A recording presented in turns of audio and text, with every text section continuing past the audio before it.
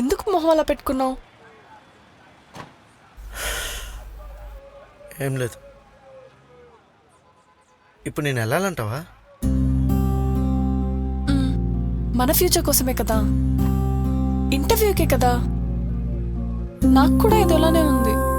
అయినా ఈ దూరమే కదా మన మధ్య దగ్గర ఎంత ఉందో తెలిపేది. నాకు ఈ జాబ్ ఇంట్రెస్ట్ లేదు, వెళ్ళడం ఇంట్రెస్ట్ లేదు. నువ్వు ఫ్యూచర్ అంటున్నావు కాబట్టి వెళ్తున్నా.